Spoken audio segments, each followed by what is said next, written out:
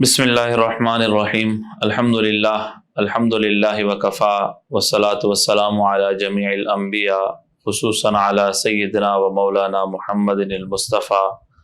وعلی آلہ واصحابہ الاتقیاء اما بعد باب ما جاء فی صفت خبز رسول اللہ صلی اللہ علیہ وسلم عن عائشہ رضی اللہ عنہا انہا قالت ما شبع آل محمد صلی اللہ علیہ وسلم من خبز الشعیر یومین متتابعین۔ امام ترمذی رحمۃ اللہ علیہ نے یہ باب قائم فرمایا ہے کہ رسول اللہ صلی اللہ علیہ وسلم کے خبز یعنی آپ کی روٹی کا ذکر۔ اس باب کے اندر کہ آقا علیہ الصلوۃ والسلام کھانے میں کیا تناول فرمایا کرتے تھے اور کتنی مرتبہ ہوتا تھا، کس قسم کا ہوتا تھا، آپ کی روٹی کیسی ہوتی تھی، وہ آٹا کیسا ہوتا تھا، امام ترمذی رحمۃ اللہ علیہ نے اس باب کو ذکر کیا ہے۔ اس باب کے اندر 8 احادیث ہیں۔ پہلی حدیث امی عائشہ رضی اللہ تعالیٰ عنہ سے، وہ فرماتی ہیں کہ ما شبع آل محمد صلی اللہ علیہ وسلم من خبز الشعیر یومین متتابعین، کہ رسول اللہ صلی اللہ علیہ وسلم کے آل، آپ کے گھر والوں نے جو کی روٹی سے 2 دن لگاتار پیٹ نہیں بھرا، یعنی آپ کے ہاں جو کی روٹی پکتی تھی اور 2 دن تک لگاتار ایسا نہیں ہوا کہ 2 دن تک لگاتار پیٹ بھر کے کھانا تناول فرمایا ہو آپ کے گھر والوں نے، بلکہ ایک دن مل جاتا تھا، ایک آدھ دن فقر و فاقہ آ جاتا تھا۔ رسول اللہ صلی اللہ علیہ وسلم کا جو فقر و فاقہ تھا، آپ کا فقر تھا، وہ اختیاری تھا۔ اختیاری کا مطلب ہوتا ہے کہ آپ نے خود اپنے لیے پسند فرمایا تھا۔ اللہ رب العزت نے آپ کو اختیار دیا تھا کہ آپ کو مال و دولت چاہیے یا آپ کو فقر فاقہ، اور یہاں تک کہ آپ کے لیے اگر آپ اللہ سے دعا فرماتے اللہ پہاڑوں کو سونے کا بنا دیتے، لیکن آپ نے دنیاوی ان چیزوں کو، دنیاوی لذتوں کو اپنے لیے پسند نہیں فرمایا، بلکہ فقر و فاقہ کو اور ان چیزوں کو آپ نے پسند فرمایا۔ تو اب امی عائشہ رضی اللہ تعالیٰ فرماتی ہیں کہ آپ کے گھر والوں نے جو کی روٹی سے بھی لگاتار 2 دن تک پیٹ نہیں بھرا، حتی قبض رسول اللہ صلی اللہ علیہ وسلم، یہاں تک کہ آپ کا وصال ہوا۔ وصال تک آخر میں، آخری عمر میں بہت زیادہ فتوحات ہیں، بہت زیادہ علاقے فتح ہوئے، مال غنیمت آیا، صحابہ کرام کی مالی وسعت بہت زیادہ ہوگی، لیکن آقا علیہ الصلوۃ والسلام نے اپنا جو معیار زندگی تھا وہ بالکل عام رکھا ہوا تھا، جس طرح پہلے تھا اسی طرح آپ نے اپنے لیے عیش و عشرت ان چیزوں کو پسند نہیں فرمایا۔ دوسری حدیث حضرت ابو امامہ باہلی رضی اللہ تعالیٰ عنہ سے فرماتے ہیں کہ ما کان یفضل عن اہل بیت رسول اللہ صلی اللہ علیہ وسلم خبز الشعیر، ما کان یفضل، نہیں بچتا تھا، عن اہل بیت رسول اللہ صلی اللہ علیہ وسلم، آقا علیہ الصلوۃ والسلام کے گھر والوں سے، خبز الشعیر، جو کی روٹی سے بھی، یعنی جو کی روٹی بنائی جاتی تھی اور وہ بھی اتنی زیادہ نہیں ہوتی تھی کہ جیسے ہمارے یہاں گھروں میں ہوتی ہے، کھانا بنتا ہے اور پھر اتنا کھایا جاتا ہے، کھانے کے بعد بھی پھر بچ جاتا ہے، تو وہاں اتنا عام وافر نہیں تھا، بس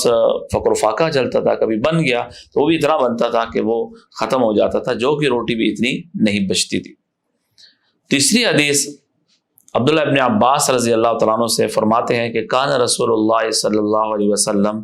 یبیت اللیالی، آقا علیہ الصلوۃ والسلام کئی راتیں ایسے گزارتے تھے، المتتابع، لگاتار، طاویاً، آپ خالی پیٹ ہوتے تھے، ہوا و اہلہ، آپ بھی اور آپ کے گھر والے بھی، لا یجدون عشاء، اور شام کا کھانا نہیں ہوتا تھا، وکان اکثر خبزہم، اور اکثر جو روٹی ہوتی تھی وہ الشعیر، جو کی ہوتی تھی، اور جو کی روٹی بھی اتنی دستیاب نہیں ہوتی تھی، کئی راتیں ایسی ہو جاتی تھی کہ جس میں آقا علیہ الصلوۃ والسلام رات کا کھانا نہیں ہوتا تھا، بلکہ ایسا بھی ہو جاتا تھا بعض دفعہ احادیث میں آتا ہے کہ آقا علیہ الصلوۃ والسلام فجر کی نماز پڑھ کے اشراق تک مسجد میں تشریف فرما ہوتے، اشراق کے بعد تشریف لاتے تھے اور آپ امی عائشہ رضی اللہ تعالیٰ عنہ یا ازواج مطہرات سے پوچھتے تھے بھائی کچھ کھانے کو ہے، تو بعض دفعہ ہوتا تھا وہ پیش فرما دیتی تھی، بعض دفعہ کچھ بھی نہیں ہوتا تھا تو آپ فرماتے چلو پھر آج روزہ رکھ لیتے ہیں۔ تو اس طرح آقا علیہ الصلوۃ والسلام نے آپ نے اپنی حیات طیبات گزاری ہے، اور کئی دن کے، کئی راتوں کے آپ نے بھی فاقے فرمائے اور آپ کے گھر والوں نے بھی فقر و فاقہ فرمایا، اور یہ میں نے پہلے بھی بتا دیا کہ یہ اختیاری تھا، اور یہ آپ نے صحابہ کرام سے چھپایا بھی ہوا تھا. ایسا نہیں تھا کہ صحابہ کرام کو پتہ تھا کہ آپ کے گھر میں فقر و فاقہ ہے، کیونکہ آپ نے اپنے لیے پسند فرمایا تھا اور گھر والوں نے بھی. لیکن یہ صحابہ کرام کو یہ احادیث تو آپ کے وصال کے بعد امی عائشہ رضی اللہ تعالیٰ عنہ اور آپ کے ازواج مطہرات نے بعد میں امت تک پہنچائی ہیں. جب آقا علیہ الصلوۃ والسلام دنیا میں تشریف فرما تھے، آپ کی حیات طیبہ میں ازواج مطہرات نے یہ بات صحابہ کرام کو نہیں بتائی، ورنہ تو صحابہ کرام میں مالی وسعت والے حضرات تھے، وہ آقا علیہ الصلوۃ والسلام کی خدمت میں کوئی نہ کوئی چیز پیش فرما دیتے. لیکن عام طور پر ہوتا بھی یہ تھا کہ صحابہ کرام کو ہدایت بھیجتے تھے تو آپ فوراً تقسیم فرما دیتے تھے، کل کے لیے آپ نہیں بچا کے رکھتے تھے. بلکہ یہاں تک کہ بلال رضی اللہ تعالیٰ عنہ نے ایک دفعہ کچھ کھانا بچا کے رکھا تو آپ نے فرمایا کہ انفق یا بلال خرچ کرو اور عرش والے سے کمی کا خوف نہ کرو کہ کل نہیں ملے گا، کم ہو جائے گا. تو جو آپ کے پاس آتا تھا آپ تقسیم فرما دیتے تھے، کل کے لیے نہیں چھوڑتے نہیں تھے، نہیں بچا کے رکھتے تھے. اور اس لیے بعض دفعہ گھر والوں میں فقر و فاقہ بھی آ جاتا تھا، لیکن آقا علیہ الصلوۃ والسلام اور آپ کے گھر والوں نے اس فقر و فاقہ کو اپنے لیے پسند فرمایا. چوتھی حدیث ہے حضرت سہل بن سعد رضی اللہ تعالیٰ عنہ سے. ان پہلی تینوں حدیث میں ایک ہی بات ہے کہ آقا علیہ الصلوۃ والسلام نے اپنے لیے نہایت ہی سادہ اور معمولی معیار زندگی آپ نے رکھا تھا، اور آپ کو جو چیز دستیاب ہو جاتی تھی آپ تناول فرما لیتے تھے، اور بعض دفعہ نہیں بھی ہوتا تھا تو آپ کے گھر میں فقر و فاقہ بھی چلتا تھا. یہ حدیث ہے حضرت سہل بن سعد رضی اللہ تعالیٰ عنہ سے. سہل بن سعد رضی اللہ تعالیٰ عنہ صحابی ہیں، ان سے پوچھا گیا کہ اکل رسول اللہ صلی اللہ علیہ وسلم النقیہ، کہ آقا علیہ الصلوۃ والسلام نے میدے کی روٹی کھائی ہے، یعنی الحوارہ، یعنی سفید آٹا یا میدا آپ کہہ لو، کہ جس آٹے کو بار بار چھن کے بالکل صاف کیا جائے، اس کا چھان وغیرہ ختم کر جائے تو انتہائی وہ ملائم اور سفید آٹا یا میدے کے قریب. تو میدا یا سفید آٹا دونوں اس کے معنی کر سکتے ہیں. یہ آپ نے تناول فرمایا. تو حضرت سہل نے فرمایا کہ ما رأى رسول اللہ صلی اللہ علیہ وسلم النقی حتی لقی اللہ عز وجل، کہ آقا علیہ الصلوۃ والسلام نے اپنے وصال تک میدے کو دیکھا ہی نہیں، سفید آٹا یا میدا آپ نے دیکھا ہی نہیں ہے.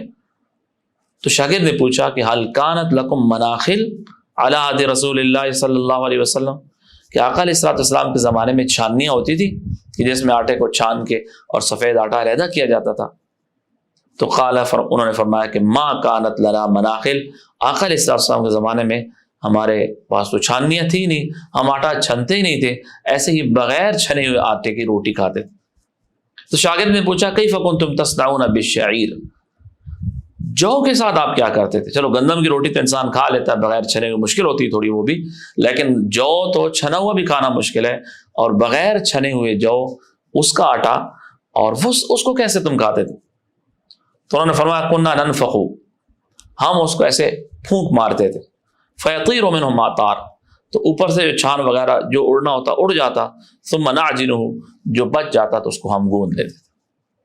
تو اس حدیث سے یہ بات ثابت ہوتی ہے کہ آقا علیہ الصلوۃ والسلام نے اپنے لیے میدا اور سفید آٹا وہ آپ نے تناول نہیں فرمایا، بلکہ عام آٹا دوسرا، اور خاص طور پر جو کا آٹا، اور وہ بھی بغیر چھنا ہوا. تو بغیر چھنے ہوئے آٹے کی روٹی آپ نے تناول فرمائی، اور جو کی روٹی بھی آپ نے بغیر چھنے ہوئے آٹے کی تناول فرمائی. تو اس لیے یہ آقا علیہ الصلوۃ والسلام کا آپ کی سنت مبارکہ ہے. تو اس سے انسان اگر کبھی کبھار ہو سکے تو ایسا بھی کرنا چاہیے. بلکہ اب تو ڈاکٹر حضرات نے بتایا کہ جو چھان ہے جس کو ہم اتار کے پھینک دیتے ہیں، اس میں فائبر ہوتا ہے، یہ انسانی صحت کے لیے انتہائی مفید چیز ہے جس کو ہم الگ کر کے پھینک دیتے ہیں. تو احادیث کے مطابق بھی اسی طرح ہے کہ بغیر چھنے ہوئے آٹے کی روٹی حضرات صحابہ کرام اور آقا علیہ الصلوۃ والسلام تناول فرماتے تھے. بہرحال اگر کوئی چھان کے اور چھان علیحدہ کر کے آٹا سفید آٹے کی روٹی بناتا ہے تو منع نہیں ہے، لیکن آقا علیہ الصلوۃ والسلام نے جو اپنے لیے پسند فرمائی ہے، اور آپ کے دور میں جو عام عمومی رواج تھا وہ یہی تھا کہ بغیر چھنے ہوئے جو کی اور بغیر چھنے ہوئے آٹے کی روٹی بنتی تھی. پانچویں حدیث سیدنا انس بن مالک رضی اللہ تعالیٰ عنہ سے فرماتے ہیں کہ ما اکل نبی اللہ صلی اللہ علیہ وسلم علی خیوان، کہ آقا علیہ الصلوۃ والسلام نے میز پر کھانا تناول نہیں فرمایا، ولا فی سکر رجا، اور آپ نے چھوٹی چھوٹی پلیٹوں میں کھانا تناول نہیں فرمایا.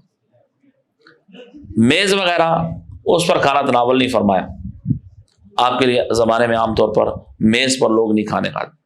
اور سکر رجا چھوٹی چھوٹی پلیٹیں جن کے اندر ہمارے ہاں چٹنی وغیرہ اچار اس قسم کی چیزیں رکھی جاتی ہیں، آقا علیہ الصلوۃ والسلام نے یہ چیزیں تناول نہیں فرمائی۔ ولا خبز لہو مرقق، اور نہ آپ کے لیے باریک چپاتی بنائی گئی، چپاتی بھی آپ کے لیے نہیں بنائی گئی، چھوٹی پلیٹ میں کھانا بھی تناول نہیں فرمایا، اور میز پر بھی کھانا تناول نہیں فرمایا۔ تو شاگرد کہتے ہیں حضرت انس کے کہ کیسے پھر کھاتے تھے، کس طرح تم کھانا کھاتے تھے؟ ان کے شاگرد حضرت قتادہ سے پوچھا، جو حضرت انس کے شاگرد تھے، پھر صحابہ کیسے کھاتے تھے اور آقا علیہ الصلوۃ والسلام کے زمانے میں کیسے کھایا جاتا تھا کھانا؟ تو قال علی ھذا السفر، ان دسترخوانوں پر، جو ہمارے ہاں سفرہ دسترخوان کو کہتے ہیں، تو نیچے زمین پر دسترخوان لگا کے اس پر کھانا کھایا جاتا تھا۔ تو آقا علیہ الصلوۃ والسلام کے زمانے میں زمین پر دسترخوان لگتا تھا، اس پر کھانا کھایا جاتا تھا، اور کھانا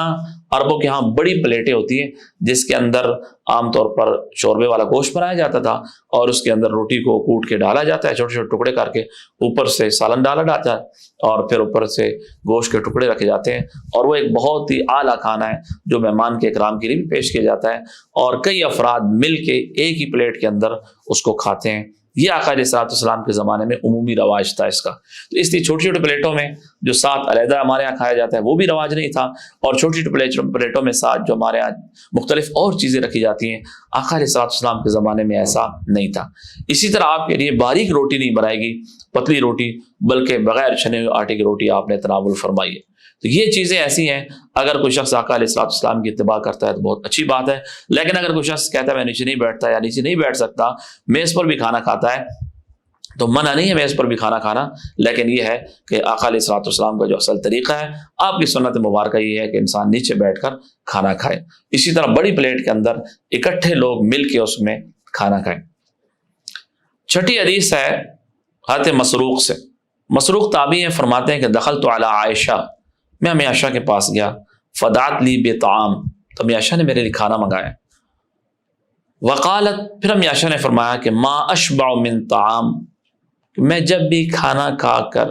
میرا پیٹ بھرتا ہے، فاشاء ان ابکیا، تو میرا رونے کو دل چاہتا ہے، الا بکی، تو بس میں رو پڑتی ہوں۔ تو امی عائشہ نے اپنے مہمان، اپنے شاگرد مسروق کو فرمایا، ان کے سامنے کھانا لایا گیا، پھر امی عائشہ نے فرمایا کہ جب بھی میں پیٹ بھر کے کھانا کھاتی ہوں نا تو میرا رونے کو دل کرتا ہے، اور پھر میں روتی ہوں۔ تو شاگرد کہتے ہیں میں نے کہا لما اما جان، یہ کیوں ایسا ہے کہ آپ کیوں روتی ہیں اس پر؟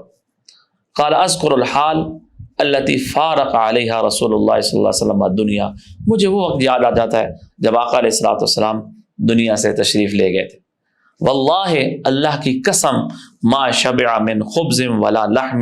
مرتين فی یوم واحد، کہ ایک دن میں آپ نے گوشت اور روٹی سے 2 مرتبہ پیٹ بھر کے کھانا تناول فرمایا ہو، ایسا نہیں ہو۔